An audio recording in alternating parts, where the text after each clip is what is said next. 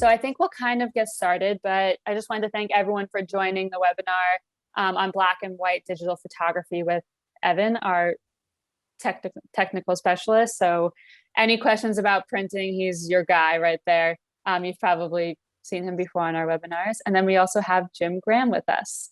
So Jim is a documentary photographer who we've been working with for many years. His work has appeared in magazines like The Wine Spectator, Sports Illustration, Vanity Fair, and many more. He's been nominated for the Pulitzer Prize and has won the Southern Photographer of the Year award. We did do another webinar with Jim, so definitely check that out. That's also on our YouTube channel. That was about, right, Jim? That was more about wedding photography and preserving memories with your clients. So feel free to see that on our YouTube channel. So Jim will be talking all about the workflow and the file prep for black and white photography, while Evan will be doing all of the printing and paper questions. So I'm going to pass it off to Jim and Evan. Thanks. Hi all, thanks so much for coming. Evan, thanks for joining me. Paige, thanks for hosting us. And yes, today we're going to talk about black and white photography. But in today's world, everything we do starts out as color because of our digital cameras. Everything's in color. You could put a profile on it in mini cameras and shoot in black and white, but if you shoot in RAW, you always have the ability to start in color. And frankly, because of that, you can have a much better black and white. And so my job today is to show you how to do that. And I hope you'll ask lots of questions because I'm a lot better at answering questions than I am at babbling, I promise. So I think the thing I probably should do is share my screen and we'll get going. And so here we have some imagery. I've picked out a couple of different pictures, and I'm also going to go and pull imagery up and start from a RAW file. And I think perhaps that's probably where I should start, but I'll show you these quickly. This is a picture of an architectural detail at a place called Longwood Gardens. And then a picture from White Sands, New Mexico. This is a gentleman who is the historian at the Hagley Museum, which is near me. It's a industrial museum and shows where the DuPont company came from. It was a photograph I did the other day of Lindsay Weller for an editorial fashion section, and that's Longwood again, so I don't need that twice, do I? Oh, there it is. And then this is a picture of Harmony Romano that I did, and as you can see, that's in color, not in the black and white.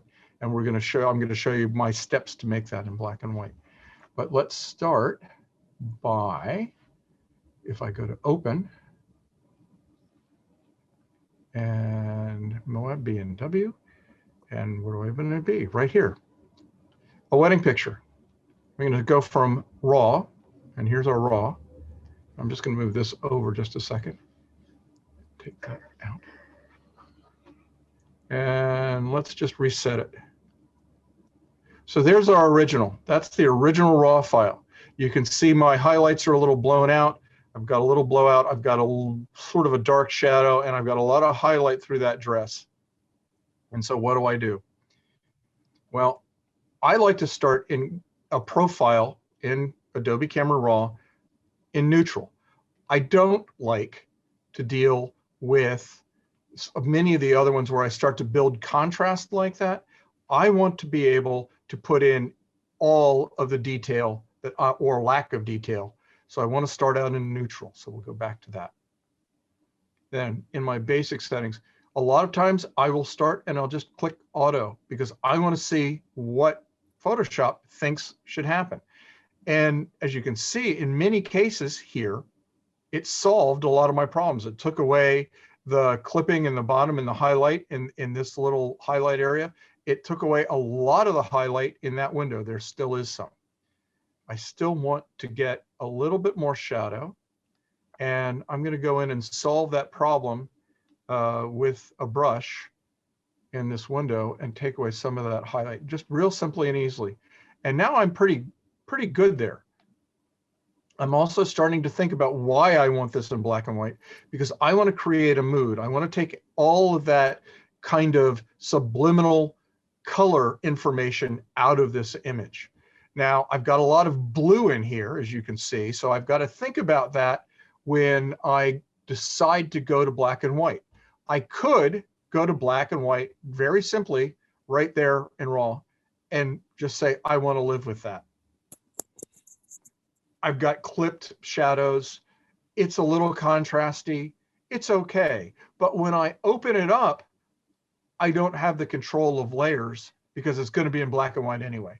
So I'm really not interested in transferring it to a monochromatic image here in RAW. The other thing it does is it opens up in grayscale, and then I have to convert it to RGB. So I don't want to do that either. So I'm going to go back to auto, and I'm going to get out of there and go back to camera neutral. So there I am in camera neutral. I could, if I wanted to, in camera raw, come down and say, and use my color mixer, use my targeting device, and take a little bit of this blue out. And you can see, but here's the thing. I may be able to use that blue to my advantage later. So I'm going to leave it in. The only thing I'm really going to do right here is a little bit of a crop, because I don't really like the highlight of that window. And I'm going to bring it down on this side just a touch. So now I've isolated my bride and her helper. And I want to get that in just a little bit and sort of balance it out. So I'll bring it back. And there we go. I think that that's probably fine. And I've got a good, I call these foundation images. I call it a foundation image because this is where I build my picture, or how I build my picture. And I have to have a good solid foundation to do that. And in fact, as I look at it, I think what I'm going to do is go here and go to that color mixer again, and in saturation, and I'm actually going to take that blue and saturate it just a little bit. And now I'm going to click open. In this case, I'm down here. I'm going to open it up on the long side at 28 inches. The 28 inches is approximately the capture size for the file that I used. I'm going to open it in Adobe RGB. I want 16 bits. I don't want 8 bits.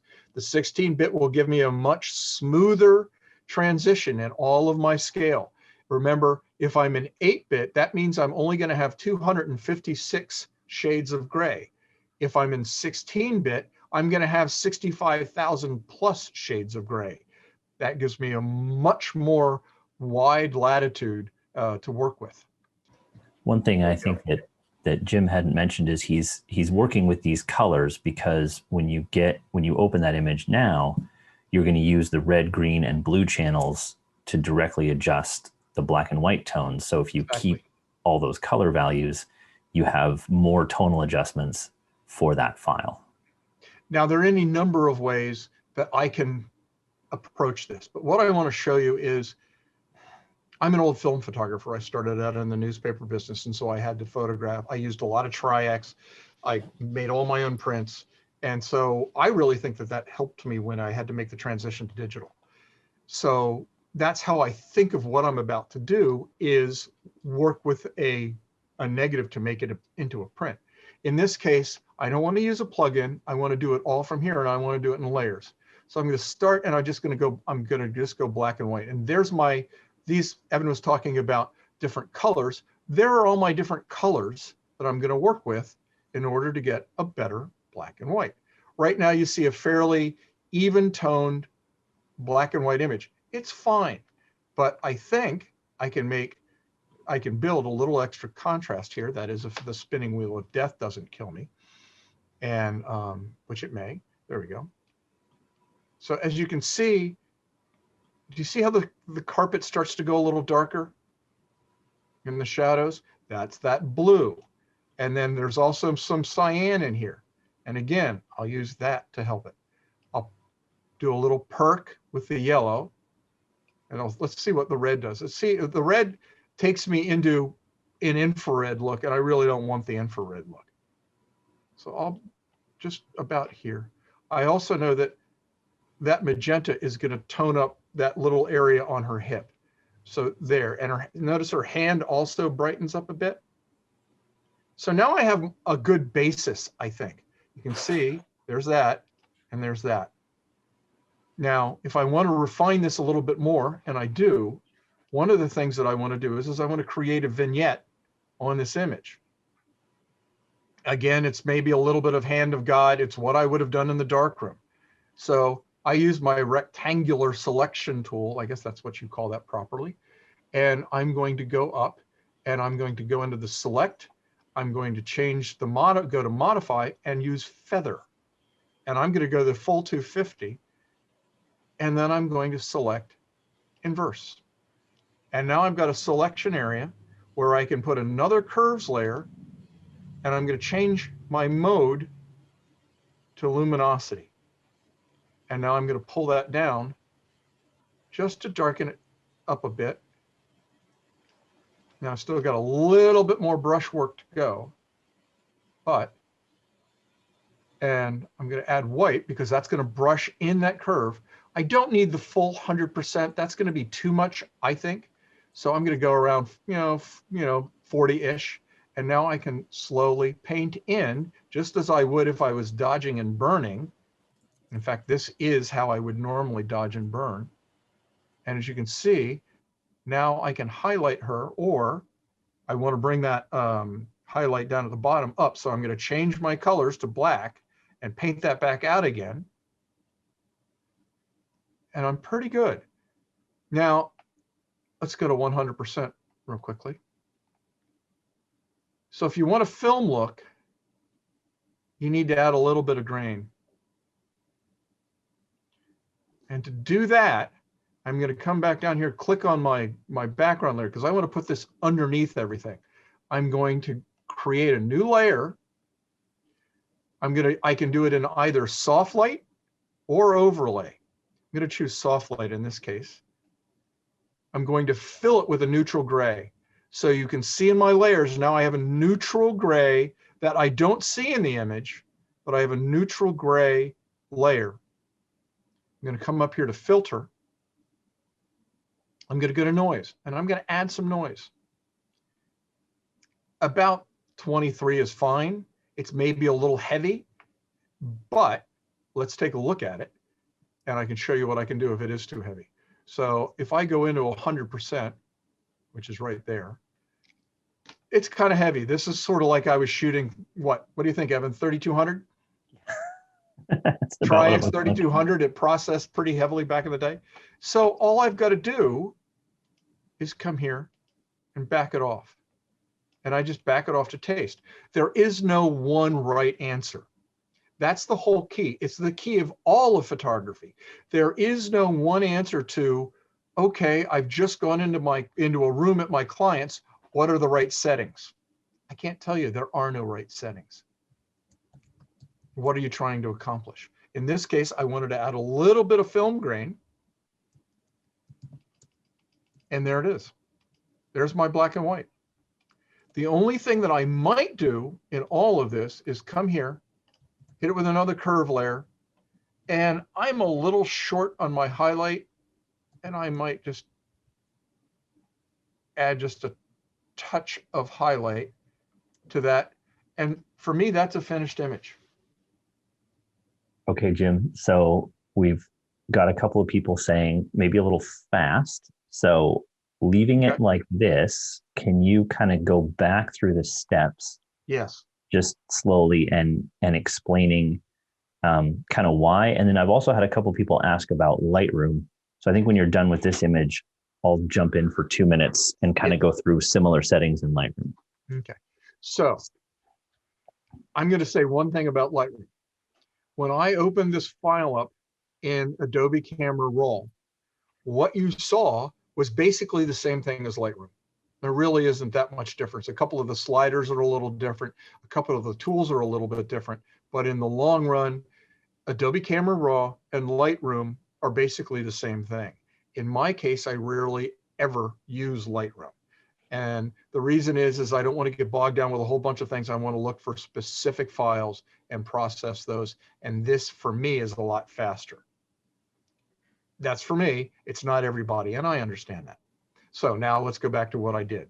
So I opened up this background layer which is I'll turn all these layers off. It's the old thing of when my professor used to say, show your work. So now I've processed the raw file out of Adobe Camera Raw, and I've come up with this particular image in color. In this case, the first thing I did was convert it to black and white.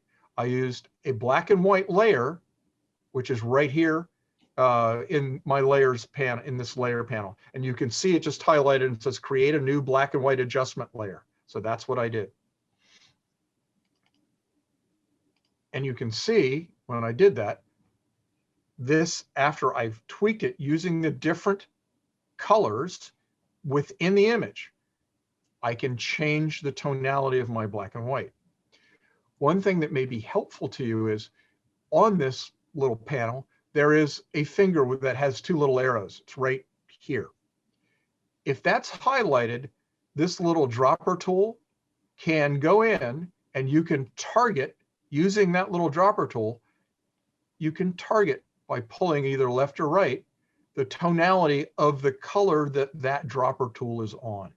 Does that make sense? So then you can really be specific in your language of black and white. I'm going to put that right about here. I like a contrasty image. I can target the wall and make it whatever I want to make it. Now, here's the other thing. I don't want to lose that skin tone on the woman that's kneeling, and I don't want to lose too much skin tone on her arm. So right now I'm working with red. You can see what the red does. If I go too far to the right, she becomes infrared, and I don't want that. I'm still sort of an old classicist. So if I put it right about there, that's about right. I went up and I created a vignette with a curves layer. I use curves a lot. I did one final curve setting just to make sure I felt like my tones looked good. And I also added a layer that had soft light, and it was and added some noise to give it a film look. And you put that film grain layer above the original image because you want it to apply to the image before all the adjustments. So if you're working in layers, keep in mind that layers are hierarchy. So what's on the bottom is at the back, and what's at the top is at the front. So changing the order of your layers can actually change the appearance of the image. Right. And the other thing is, with the black and white layer, you sort of want that fairly close to your foundation layer. And the reason being is you also have the option, if you want, if you see right next to the little targeting tool, there's a little box and then it says tint.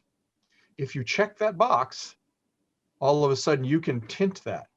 If you have it up top and you have your curves layers above it, you might change the color of that tint, and you don't necessarily, or you don't really want to do that. You can change the color and get any number of colors if you want to go and have a blue or a little bit of a blue tinge to it. You could do that. You can have any. You want to warm it up a little bit more like that and sort of go a little bit more towards sepia, you can do that too. Some people love it, some people don't. I tend to stay a little bit more neutral unless I'm going for a specific look. And you want to talk about Lightroom, or do you want to go ahead? Yeah, we got one question for you with that. Okay. Somebody's wondering why you didn't open your raw file as a smart object. Any reason for that? You could. There's no reason why you can't. Yes, it preserves a lot of the history and you can go back and re-edit. In my case, for this particular need, I just didn't. And in many cases, I don't. It's just the way it's my old backwards way of doing it. I know there are advantages to it. It's not how I work. I don't use smart objects all that often. Yeah, nor do I. And it's fine if you do, and if you like working that way, I think it's great. And it's just like You know, I'm working in Adobe RGB 1998. I'm not working in ProPhoto here. I know that ProPhoto has a larger gamut, but I also know that for me, that the Adobe 1998 color space, it's where I get my best prints, just for me. Other people work in a different way. It's just the way I am. You know, and it's just like I use Photoshop, and I really don't use Lightroom. I use Capture One and Photoshop a lot of times, but I really don't use Lightroom. I use NIK software and Silver Efex Pro too a lot of times to do some quick down and dirty conversions in black and white. I'll show you how to do that. And I also use Exposure 6 to do the black and white. And each has, if I'm looking for a specific type of black and white, or I want to be more creative, that's what guides me into what I'm going to use. But I think you really need to understand what each way that you have to approach things, because there are any number of ways to do it. You don't have to do it just one way. All yours, Ev. So a quick little jump into Lightroom here. And so this was an image that is in my library. And then I quickly went to develop. And over here on the right, you can either work in color or you can just click over to black and white. And if you're working from a raw file, you have these same initial adjustments that Jim was using in Camera Raw. But if you scroll down a little bit, you have the black and white panel. So again, we can work in the reds or the oranges or the blues. So you have that same control as that Photoshop black and white panel. And then with the crop tool, you can add a vignette as he did in the layer. And then you also have some split toning options in your highlights and a lot of those other adjustments. Really, the only thing you don't have in Lightroom is the ability to use different layers to get that transparent effect if you're adding grain, or if you want to not just vignette around the edge, but maybe you want to darken some aspects of the photo and lighten other aspects of the photo. So the base concepts, if you're working in Lightroom, are the same. Just some of the advanced layers and that sort of thing aren't available because the program doesn't support them. But if you have Lightroom, you're spending $9.90. You're at least spending $9.99 a month, and that gets you Photoshop as well.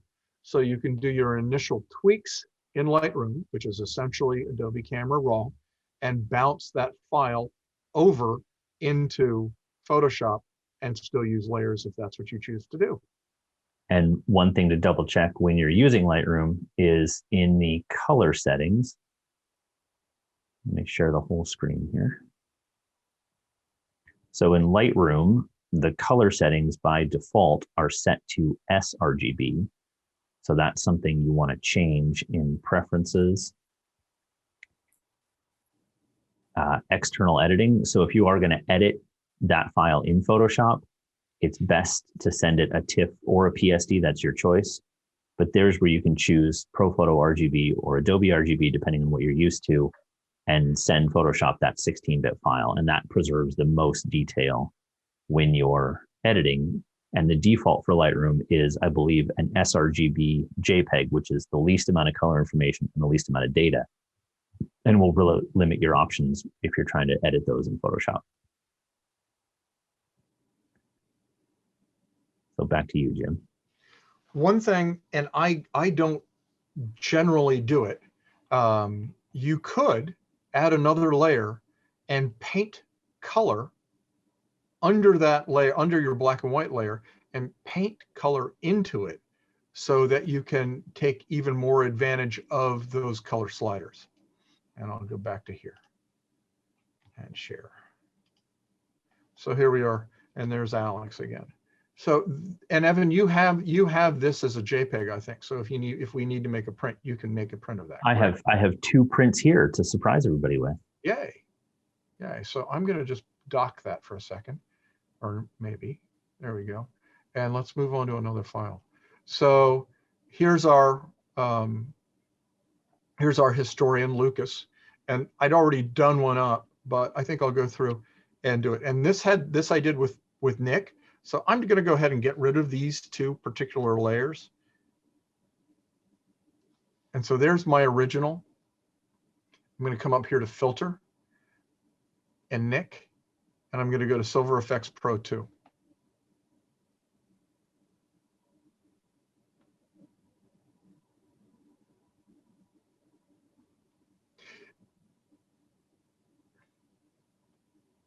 Now, there is my neutral setting. You can see over on my right, there are my sensitivities again. So I can click and move on my red and affect that. You can see in his face how that actually cleans that up a little bit, makes that look kind of nice. If I check my cyan, again, my sky brightens up a little bit, which is what I want. See if what happens. Blue again also is good. Let's see what happens with yellow. Yellow is going to bring my foliage down a little bit and give me a little bit of contrast, which is also good. In this case, I don't want too much, because if I put a vignette on it, which is typical me, I used to always burn my edges when I was a black and white printer. So there's that. I can tone it if I want. So I've got a whole bunch of different tonalities that I can throw into this. I could go with sort of a bluish or a selenium tone, sort of like that. It's a little off of neutral. It's kind of nice. A lot of times I might go to coffee. In this case, I think maybe a little bit of that selenium. And this particular this particular application, I can emulate film. And as you can see, as I go through, each film gives me a little bit different look. In my case, I still want that control, so I'll probably just stay at neutral. When we were shooting black and white film, in order to change the tonality that we might get and affect different different tones in our image, we'd use different color filters. You can do that here. So there's a red filter. It adds contrast. The green, which is some people really love green for skin. In this case, it's not great. The blue is just going to be awful on it. But I might want to use the yellow here, and that gives me a fairly open image. I'm going to go up here to global adjustments, and my highlights are okay. My midtones can come down just a touch. I'm going to add a little bit of contrast here. The beauty of this too is that I can individually tweak the whites, the blacks, and I'm going to overdo it here, but you can see what it does. And again, contrast. So I can individually do that. I can also add some structure, which is just sort of sharpening on micro contrast, and I can do that. I know I don't want it in my highlights. I do want it a little bit in my midtones, and I do want it a little bit in my shadows. And I might add a little bit of fine, and that's actually pretty good. I think I'm okay with that. I'm going to come back down here again, and I'm going to look at on this, whether or not I want to add the vignette here, or if I want to add the vignette later. And this gives me a number of sort of preset vignettes. I don't know that I need to do it here. I think if anything, I might do it there, but even that's too much for me. So I'm just going to go there, and then I'm going to hit OK. And it's going to give me a new layer, and it's going to crank through for a second. And what you'll see is now I have a black and white layer on top of my color layer, and that's out of NIK software. And then I can go in and re-edit that particular layer as well. And Jim, you have a question while this is loading. Sure, please. How important is the vignette in black and white images? You can use a vignette in black and white or color. It's not just black and white. It's all about essentially it's your style. I use a vignette to sort of hold you in to the image. However, there are times where excuse me, you may not want to use a vignette. It's really all up to you. Again, there is no one right answer. It's more about, do you have an image that's pleasing to you, and is that final image pleasing to you? So by having all of the tools at your command, you can render that final image, and just knowing how to create a vignette helps you do that. Here I've got the black and white. If you remember, when I first opened this up, it also had a curves layer. So I'll go up and add a curves adjustment layer. And as you can see, my highlight is a little bit off. I can either drag it, or I'll just take the white dropper and just click there. And that's actually a little bit too much. So we'll undo that. And I'm just going to go to here and maybe open my midtones just a little bit, right like that. And I think I'm pretty good to go. I'll change that to luminosity, because that's all I was really trying to affect. And there you go. And I think in this case, because I'm taking a picture of a historian, and he's in historic garb in front of another historic building, this is sort of the right preparation. I will show you one other one really quickly, and I can tell you that he got a bit of a kick at it. I'm going to go back to NIK, and one of the cool things that it has in it, and I'm just going to show it to you on the screen and then cancel out of it, so just for speed. It has a lot of different presets. So if I come down here and let's see if we can find it. It should have a tin type. Where are you? Where are you? Where are you? Maybe it doesn't. Maybe it's the other one. I guess it's the other one. Okay, let's cancel out of that, and I'll show you exposure, because that should have it. So we'll go filter, and I'm going to go to exposure software, exposure 6. A lot like the NIK software, it does, it gives you, it emulates different films. So in this case, it has lots of different presets. I've always been a big fan of Polaroid. And so you can see it has different Polaroid.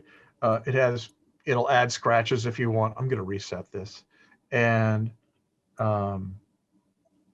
here you could just go Polaroid type 55. So there you've got a type 55 edge. It's kind of fun.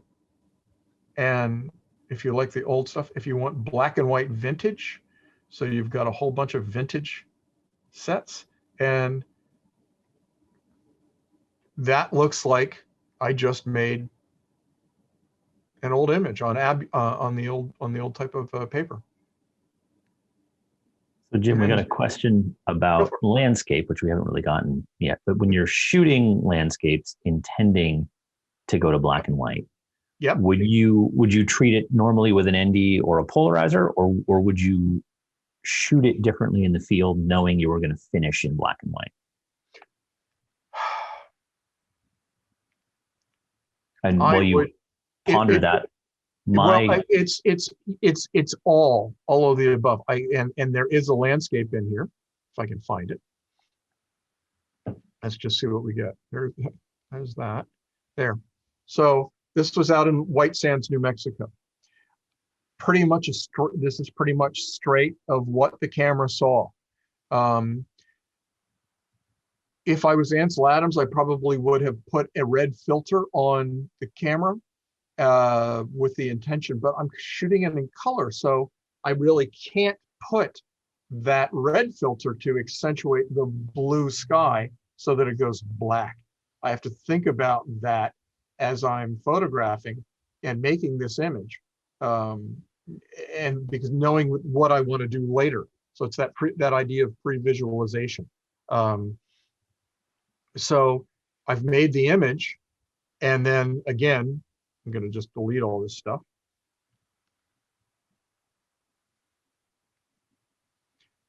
So again, I think the answer to the question is more that I would shoot it as though you're going to finish in color and then edit it in black and white. Because if you're shooting, say, a landscape like this, you want that rich blue sky, and you want to retain the highlights in the clouds, and you want the detail in the sand. But because you're going to do all that work in software and you're going to adjust the blue channel for density and you're going to adjust your neutrals, that as long as you have a well captured color file, it's going to convert to black and white just as you want it to. Whereas if you go trying to add filters and things like that, you're almost limiting yourself, because if you really darken that sky with a red filter, then you've limited your processing options. Yes.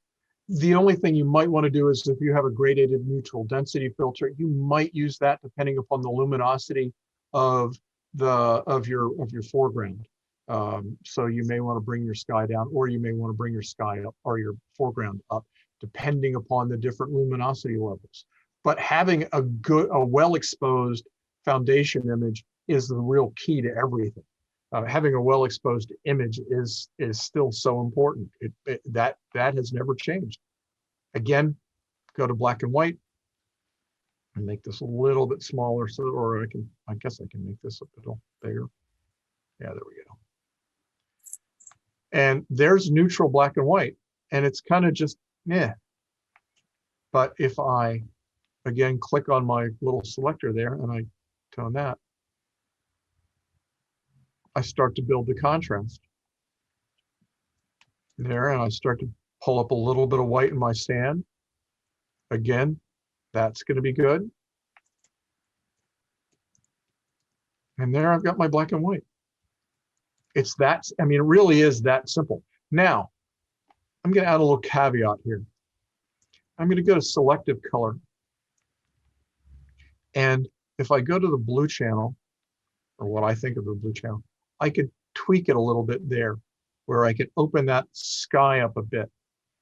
And I realize it's affecting my bottom, my foreground, but I want that sky to have a little bit more cloud and a little bit more there. I've got a layer mask on that. So the importance of that is I can come in with my paintbrush or with a gradient tool, and I can then, with black at whatever percentage, in this case, just to show the effect, I'm going to go to 100. I can paint that out. You see, if I go there, see what happened? I lost what I had, and you can see it there. But I can also paint it back in again. And I can affect it in any number of ways using that, using my yellows, using this, using the black. And I can be even more precise in my choices. And that goes through the whole color gamut range. So if I remember correctly, there was some yellow in the sand. So let's just see what happens. If I go, not much. So working in selective color is sort of fine tuning the channels of the black and white adjustments. Correct. And then all I would really have to do with this particular image is you can see that I've got a pretty good histogram, but my blacks are a little off and my highlights are a little off. I'm going to come in, add the highlight, bring that in. And you can see that I need to lessen that in the sky just a bit. So for me, for my intents, the way I would work, I'd come in with a paintbrush, lower the opacity on that, and then not with white, but with black, paint it and slowly bring it back to where I want it to be and what I want it to be. And for me, that's not bad at all. And can you show the layer mask there so everybody can see what you were doing? If you hit the slash, I don't remember what the is it a slash is for it. Okay, let's try it. Well, that's not really, that's just unlocking it for me. Try the other I'm not sure. I don't know that I can. I'm not sure. I'm not good with that part of it. I know I just use them. I don't tone them, I guess is the right term. To use that the quick mask function. Somebody's saying hold Option and click on the mask. Okay. There you go. Yeah, so that shows kind of your adjustments to the sky, and because it's in black, you're allowing sort of it to look through that, or you're lessening the effect to what's below it. So if I paint black, that takes it away. If I paint white, if it's 100% white, as it is in the bottom third half of this particular mask, white makes it all there.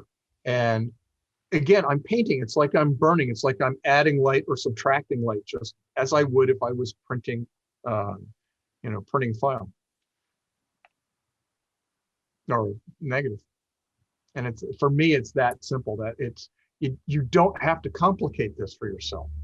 And using layers like this, I think, makes it far simpler. Now, you could add, let's go back to the idea of painting.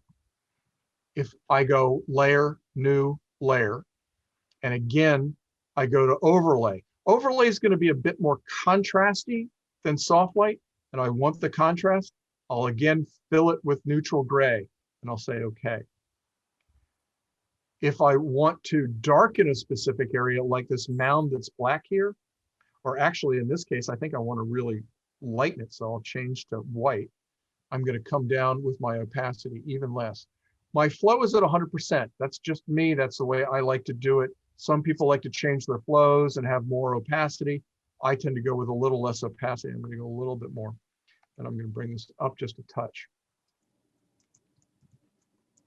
So if I make my brush a little bit smaller here, a lot smaller, and start to paint over this, you'll see how I start to get, and this is essentially the way I dodge and burn. And you can see when you can see me build up that bit. If I want to zoom back out again and get a little bit more light in this cloud,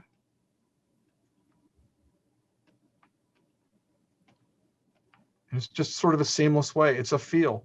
If I want to add some black in here, just that.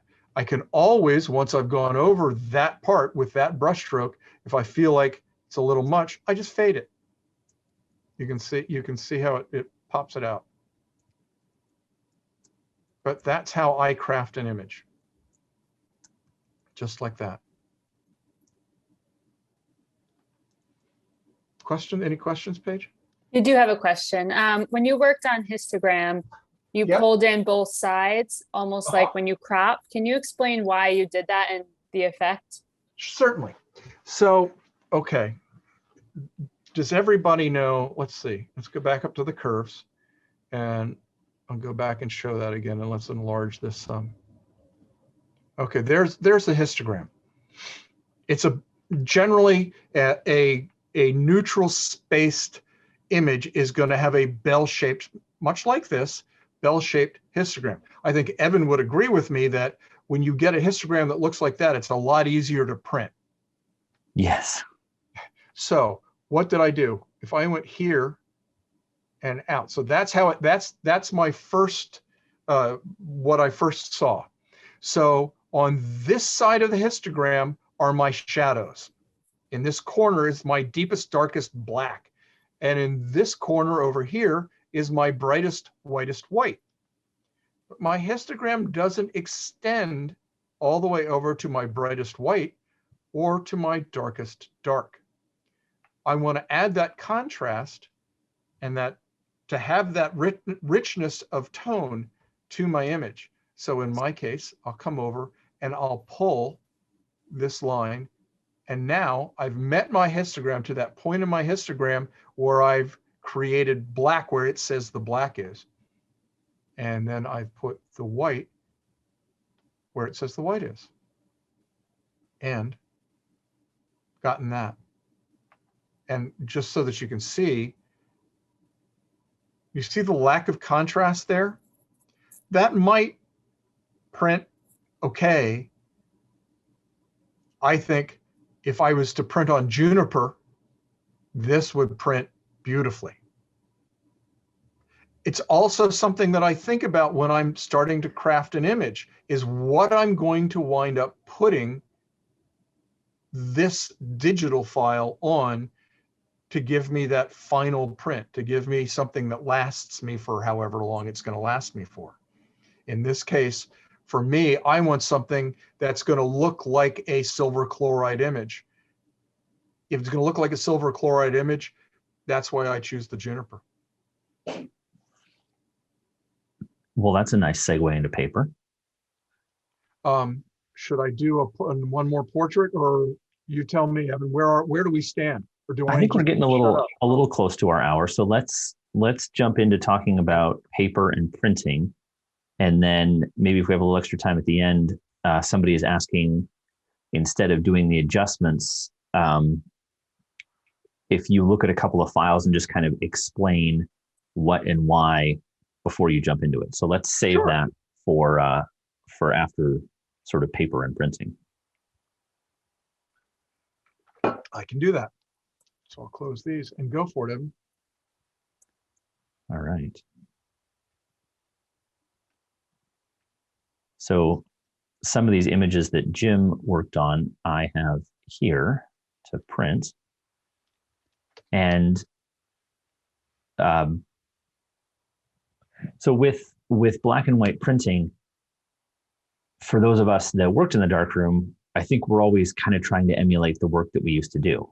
But for those of you who didn't work in the darkroom or who came to photography really after digital took over, you're not looking necessarily to reminisce as much. You're just looking for a paper or a print that's going to capture the feel and the tonality and the look of that image that you picked. So this was the first bridal portrait that we worked on.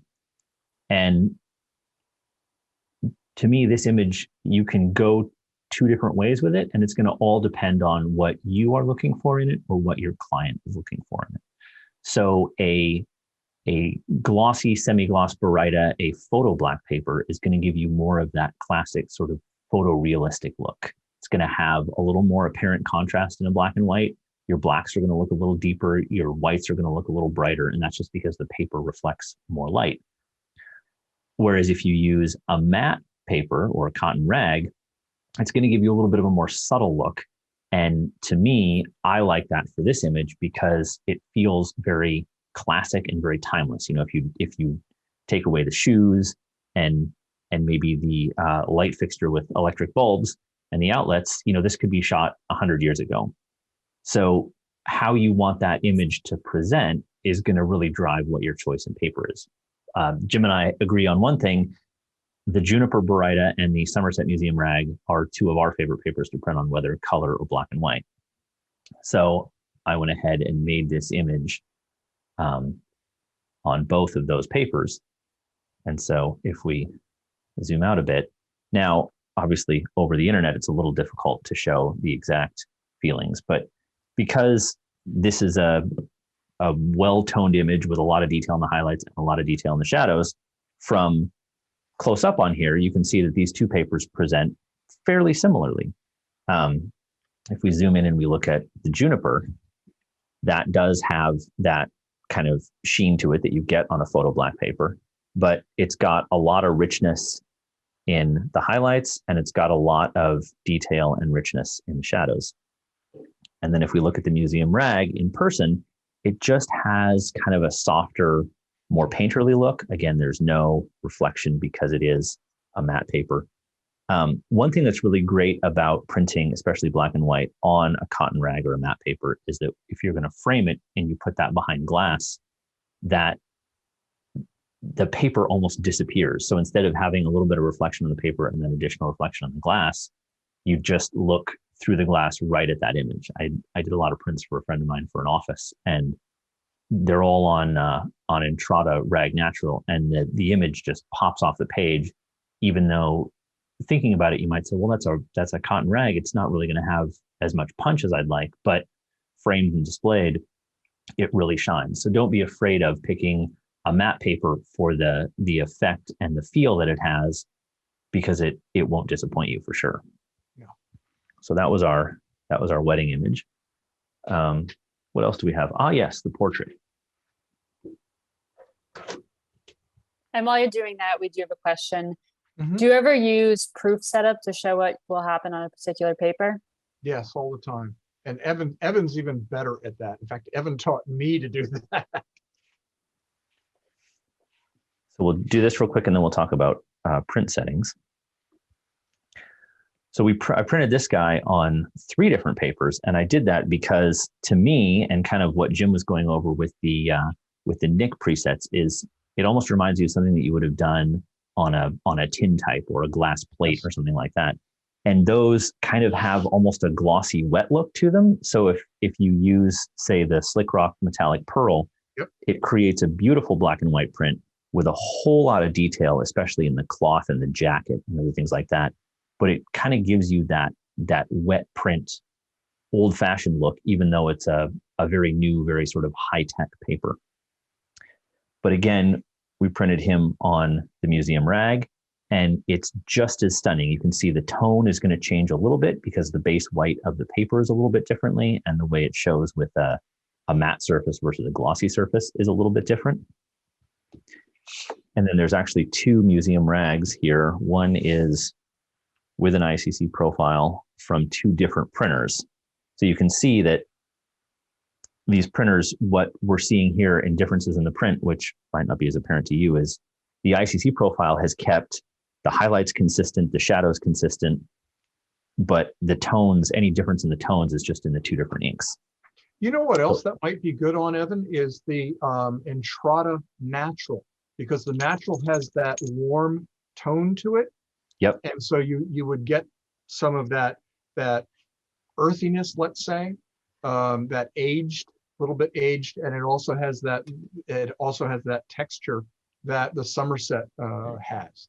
And yes, that might be a not the bright, but the natural. Agreed. And Evan, what printer are you using for these? So these, just to really demonstrate, I made on a number of different printers. So these two here, I'll go back to them. This one was, I believe, the Canon Pro 1000.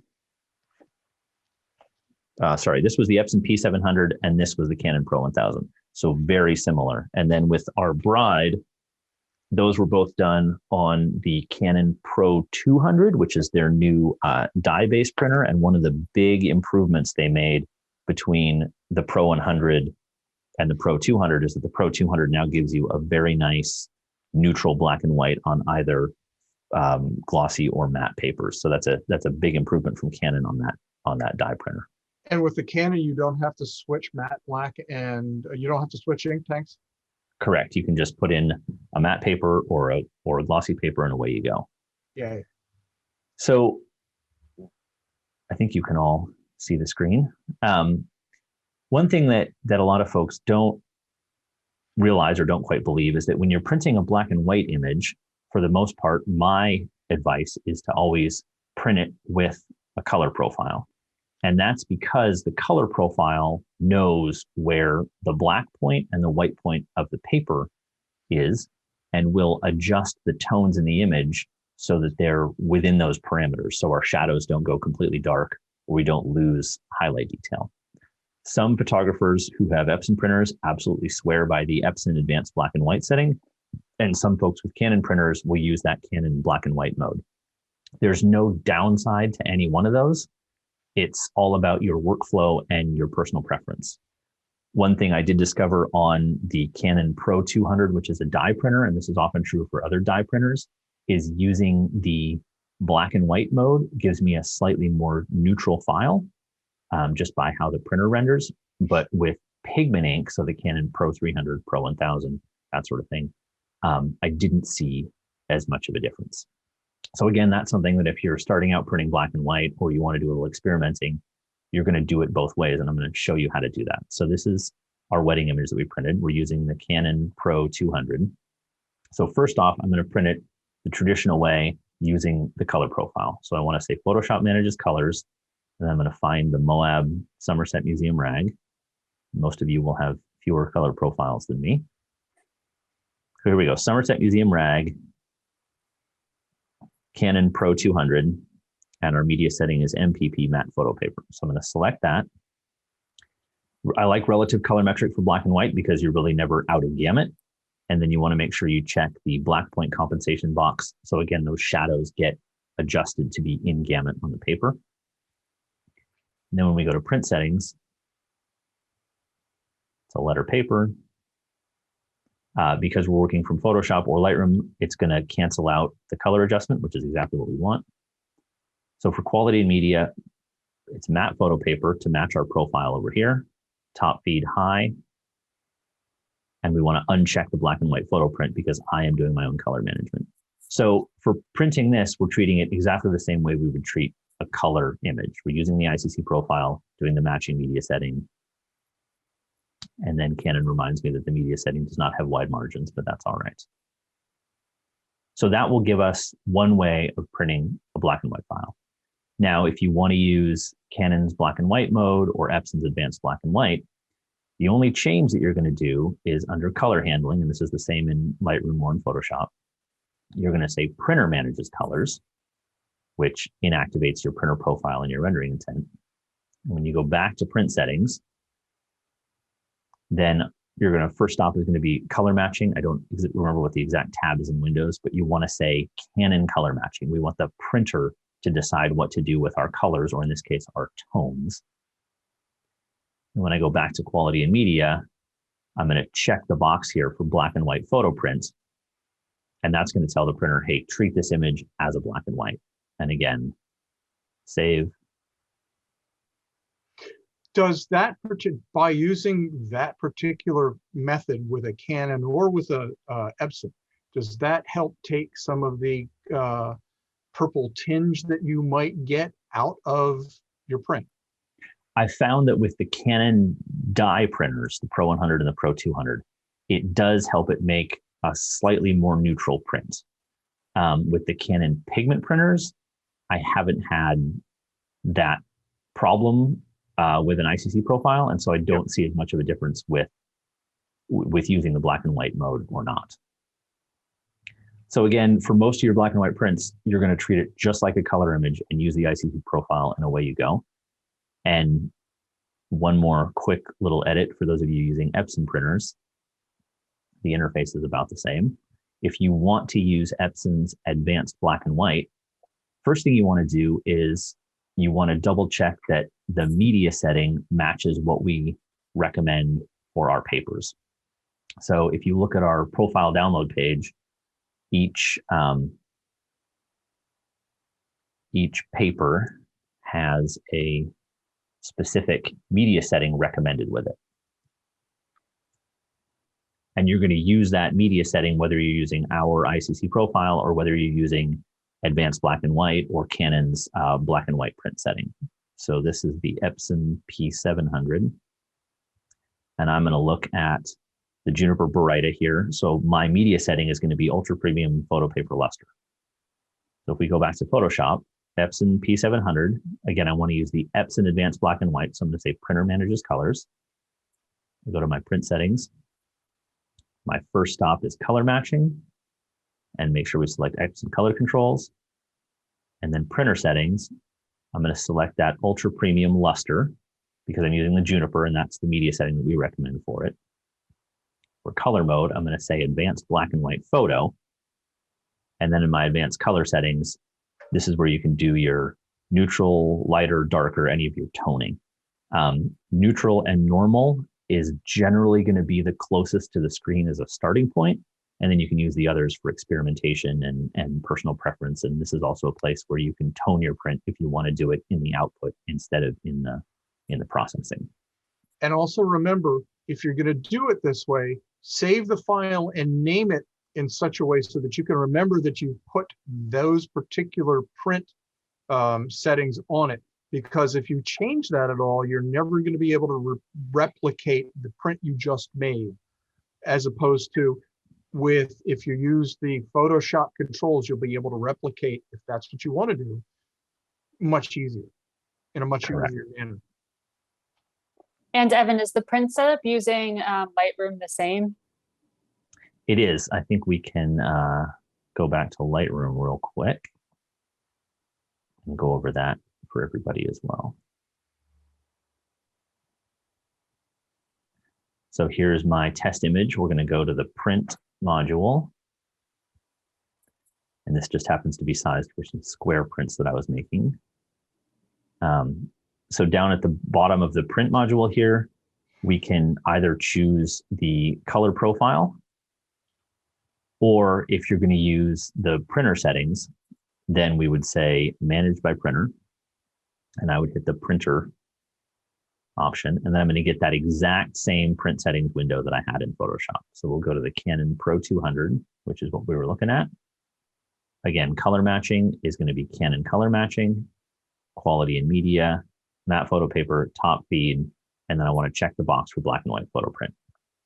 So if I hit print, that's going to print my black and white file using the black and white setting on the printer, the same way we would do out of Photoshop. So it's the same settings.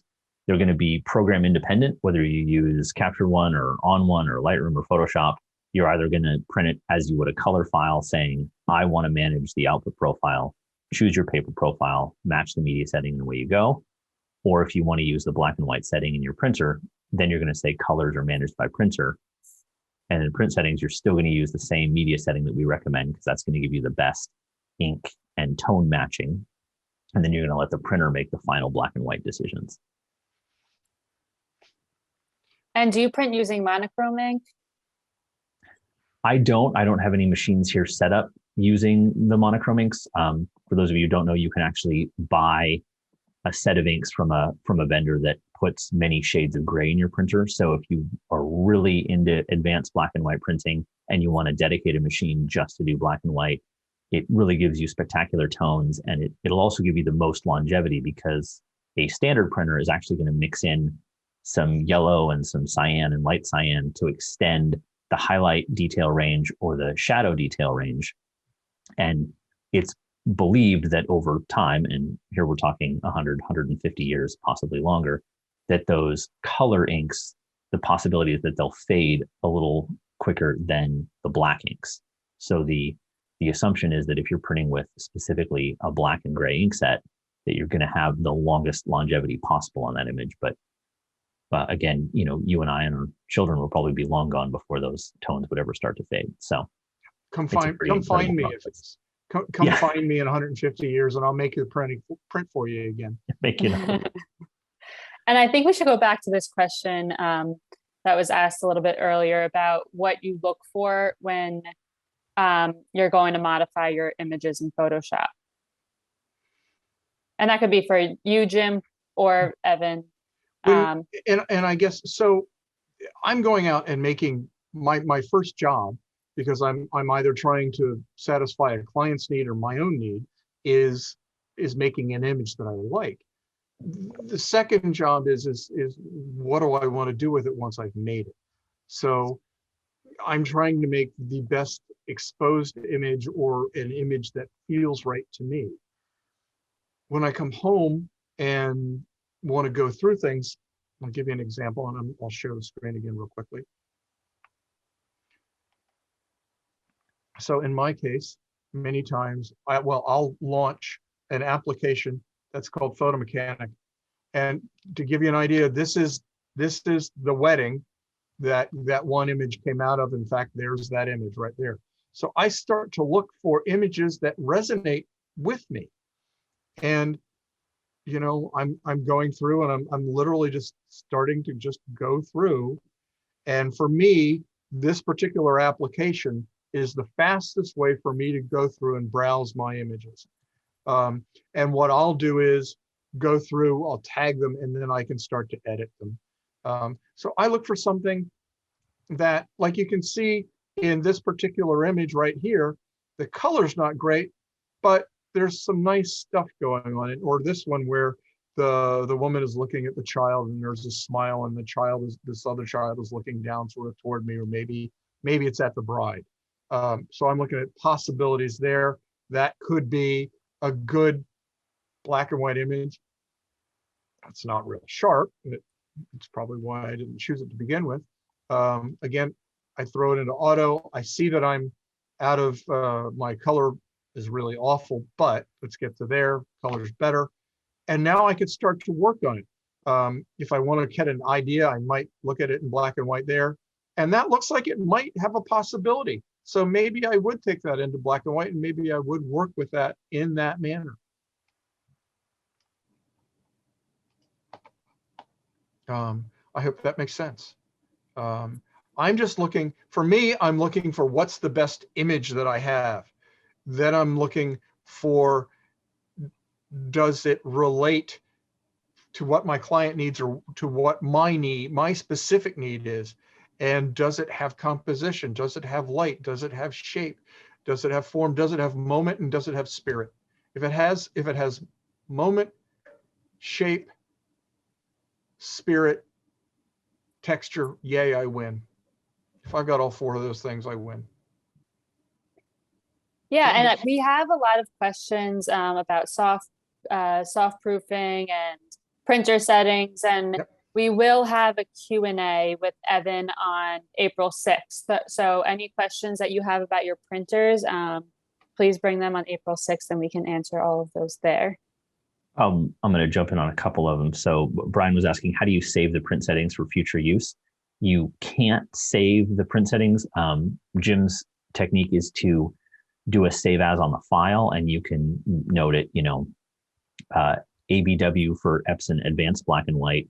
Then you could say, neutral, darker, +2 or something, if that's going to remind you about it. Otherwise, what my advice is generally, if you want, make a 5x7 or make an 8x10, especially if you're making a larger print. And then on the back of that sort of test print, you can write down exactly what you did and then save that for later. Yep. So that's a good way to note your adjustments.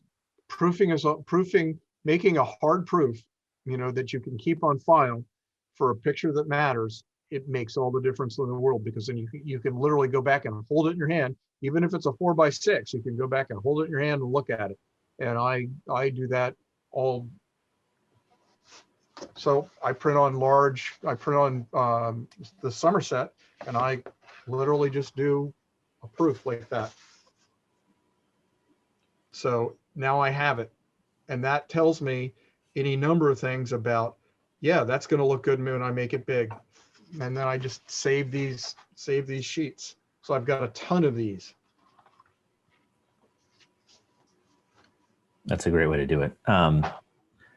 Let's see. So all of the settings we talked about for the Canon black and white mode or the Epson Advanced Black and White, whether you have a Canon printer or an Epson printer, it works on all the different models. Lots of folks are asking about that. A couple of folks have asked about Print Studio Pro. That's a Canon plugin. And if you use Print Studio Pro, then that's absolutely a great way to print your images. I'm not sure if it gives you any more options for black and white or not. I haven't used it a whole lot, but that's definitely something we could address the next Q&A for sure. And all of the prints that you showed, the Juniper, the Somerset, the Entrada, the Slick Rock, are these all papers that you would use the desert varnish on? So the desert varnish you're going to use only on matte or rag, but matte finish paper. So I wouldn't varnish the Juniper, and I definitely wouldn't varnish the Slick Rock. The point of the varnish is to kind of seal the inks into the paper so it caps that receiver layer that's on the page. And for the matte papers, it helps, especially if you have a book or a portfolio box, it helps prevent fingerprints and scratches and scuffing. Or if you're going to display that image, it also gives it some UV protection. But yeah, the varnish is definitely just intended for matte papers. And before we do head out, this class, the black and white printing, was actually suggested from one of the attendees. So please send us any suggestions of ideas that you want to learn, because we'll take those and turn them into classes like this one. Absolutely.